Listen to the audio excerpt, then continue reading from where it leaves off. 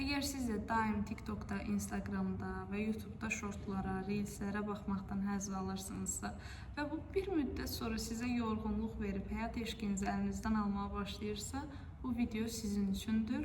Bugün haqqında danışacağımız mövzu necə həyat eşqimiz əlimizdən alınır və bunu necə həyatımıza yenidən qaytara bilərik. Videonun sonunda isə artıq siz biləcəksiniz ki, həyat eşqinizi necə yenidən özünüzə qaytara bilərsiniz və ehtiyaclarınızı necə təzədən həzverici şəkildə ödəyə bilərsiniz. Elə isə vaxt itirmədən başlayaq. Baxın, bu videoda mən iki şey haqqında danışacağım və bu iki şey sizə yetərlidir. Uzun-uzadı heç nəyə ehtiyac yoxdur. Birinci bioloji faktor, dopamin ehtiyacı. İkinci psixi faktor, ataya və anaya bağlılıq faktoru. Elə isə bioloji faktordan başlayaq. Bioloji faktor nədir?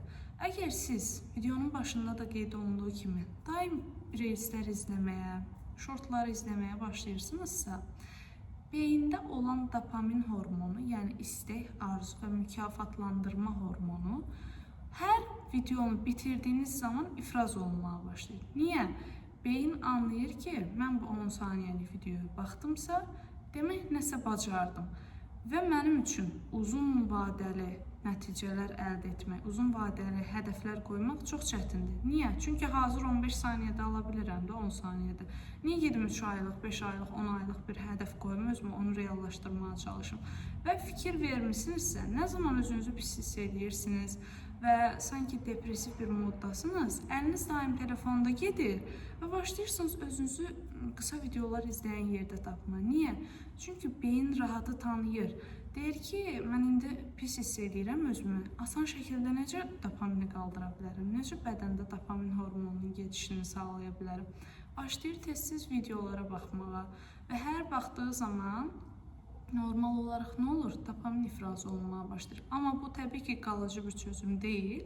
Dopamin ifraz olunub bitdikdən sonra siz qəfildən yenə düşməyə başlayırsınız. Niyə? Çünki balansı pozdunuz. Normalda necə olmalıydı? Həqiqətən sağlam bir məqsədin arxasınca gedəndə normal olaraq mükafatlandırılma hormonu ifraz olunmalıydı. Amma siz onu 5-10 saniyə içində aldınız və bədən deyir ki, nə baş verir? Anidən qalxdıq, anidən düşdük, nə baş verir? Ona görə bu faktoru nəzərə alırsınız və çalışırsınız ki, qısa videolar izləməkdən çəkinəsiniz. Çünki zaten anlayırsınız ki, artıq bu insanlara diqqətini yayındırmaq, diqqətsiz olmaq yolunda qurulmuş bir şeydir. Və bunu etməməyi sizə tövsiyə edirəm, hansı ki, özüm də artıq uzun müddətdir ki, çalışıram shortlar və qısa videolara baxmayım. Çünki dopamin ehtiyacımın necə pozulduğunu son vaxtlar çox yaxşı görürəm. Çünki uzun bir hədəf qoymaq, uzun bir məqsəd qoymaq özümə, stolun başında oturub uzun-uzun araşdırmalar eləmək, görürdüm ki, çox çətin gəlməyə başlayır və həmin an anladım ki, mən necə qısa videolarla öz dopamin ehtiyacımı pozmuşam və dərhal bunu ələ alıb sizinlə də bu məlumatı bölüşmək istədim. Bu faktor bitdi. Sonda isə necə qaytara biləcəyiniz haqqında danışacağım. İkinci faktor, ataya olan bağlılıq. Siz artıq mənim videolarımı izləmişsinizsə, bilirsiniz ki, ata və ananın Junga görə bizim psixikamızda müəyyən bir simvolu var. Ata hansı ki, hərəkət etmə, irəli getmə, addım atma, qısacası eril enerji. Ana isə xoşbəxtlik, sağlamlıq, rahatlıq, daha dişil tərəfimizdə. Və nə zaman ki, məntiqlə düşünsək əgər, nə zaman ki, biz ataya qarşı bir aqressiya, bir kin duymağa başlayırıq, bizim beynimizdəki simvol nə idi? Hərəkət etmə. Ata nə idi bizim üçün? Hərəkətdə olma, aktiv olma, hədəfə, məqsədə doğru getmə. Beyin deyir ki, mən hərəkətdə olmanın simvoluna qarşı aqressiyalıyam. Demək, o mənim üçün təhlükəlidir. Mən də hərəkəti nə edirəm? Bitirirəm. Və siz yavaş-yavaş görürsünüz ki, neynəsəniz də həyatda heç nədən zövq ala bilmirsiniz. Hədəfləriniz, məqsədləriniz üçün addım atmaq belə sizin üçün çox çətin olur. Əldə etsəniz belə sizə bir xoşbəxtlik vermir. Çünki niyə? Aqressiya duyulan heç nə sizə həzz verə bilməz. Siz bir şeyə qarşı aqressiyalısınızsa şuur altında, məsələn, elə insan var ki, pula qarşı aqressiyalıdır, özü də bilməsə.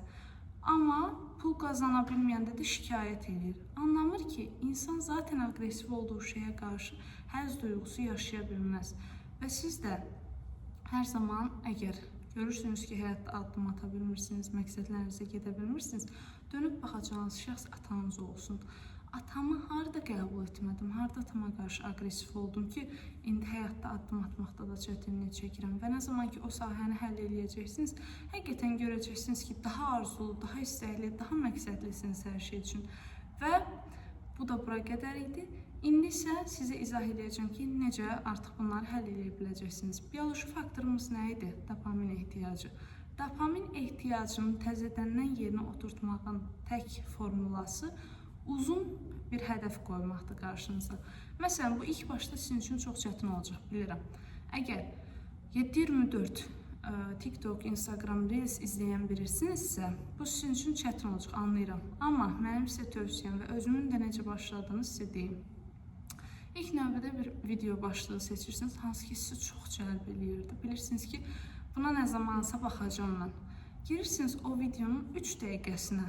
Minimum 3 dəqiqədən başlaya bilərsiniz. Baxırsınız, görürsünüz ki, hə, mən 10 saniyə yerinə 3 dəqiqəlik bir video izlədim. Sonra gedirsiniz ən sevdiyiniz filmə və yaxud da kitab oxumağı sevən birisiniz, özünüzə 10 dəqiqə vaxt verirsiniz və ona baxırsınız. Bir gün 5 dəqiqə, 5 dəqiqə, 5 dəqiqə artırdıqca artıq görəsiniz ki, fokusunuz və diqqətiniz qalxır. 1 saata, 2 saata, hətta saatlarca qalxmağa başlayır.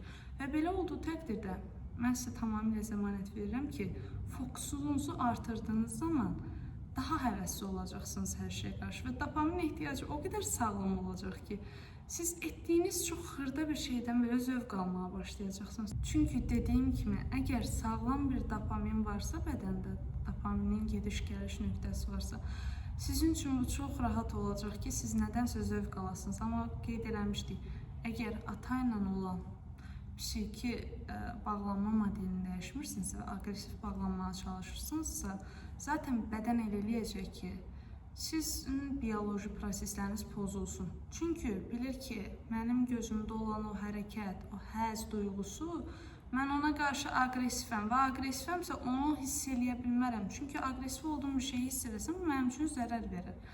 Və ümid edirəm bu video sizin üçün faydalı olar. Sadəcə bu iki şeyi həyatınıza tam sağlam şəkildə oturtduğunuz zaman siz çox fərqli dəyişimlər görəcəksiniz ki, həzz duyğunuz, istəyiniz, arzunuz elə pik həddə gəlir ki, özünüz də özünüzdən həzz almağa və özünüzü sevməyə başlayacaqsınız. Gününüz xoş keçsin. İzlədiyiniz üçün təşəkkürlər.